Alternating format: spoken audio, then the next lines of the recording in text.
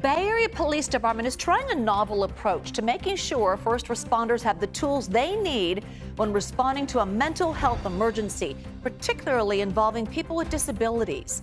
The recent killing of an autistic teen in Idaho has sparked calls for a better understanding of the potential for violence when law enforcement encounter people with autism or developmental disabilities. 17-year-old Victor Perez was nonverbal and holding a knife when officers shot him 9 times in his yard earlier this month. His family said he was having a mental health crisis and that he was not a threat.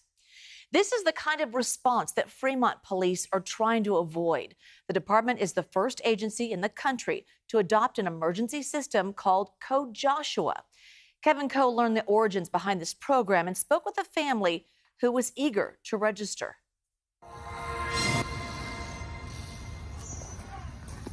Meet Brady, a 13-year-old from Fremont who loves the outdoors. His parents, Beth and Eric Coons, love him more than the world. Parents are always worried about their kids. Always. Especially parents of kids with autism. It adds an extra level of worry. Eric and Beth were born deaf, but it's never stopped them from enjoying life as a family. Brady is deaf and autistic. Since my son was little, I always worried about him. I felt I had to be with him all the time to watch him and protect him. But now that he's getting older, he's 13 now, and he wants to be more independent.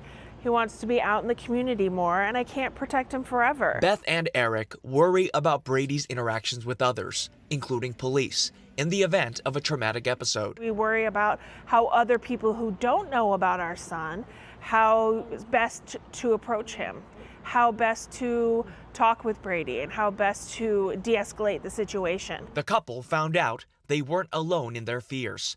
After some research, they came across Code Joshua, a partnership between Fremont-based nonprofit Joshua's Gift and Fremont Police. Mispa Brown-Rich is Joshua's mom and the co-founder of Joshua's Gift.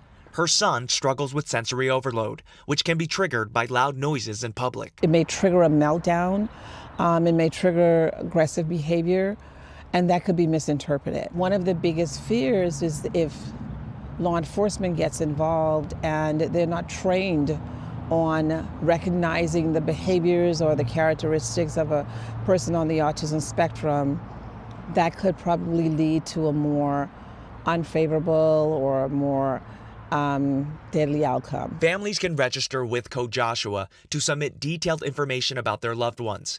If they encounter law enforcement, the information is passed along to officers, who then know what to look out for. This is the crux of what we need as first responders. What are an individual's triggers or sensitivities? And then some of the expected behaviors too. Should we expect that an individual will be kicking or hitting us or biting? And understanding that that's kind of normalized behavior. Emergency contact information is also available, so loved ones can be reached immediately. For Beth and Eric, that provides comfort they didn't know was possible. With Code Joshua, we feel safer, and it's okay that the community is going to support him. Fremont Police officially initiated Code Joshua in April. So far, about 200 families have signed up. Such a brilliant idea. The database is voluntary, so only families who register will be in the system. It also is available in 17 languages.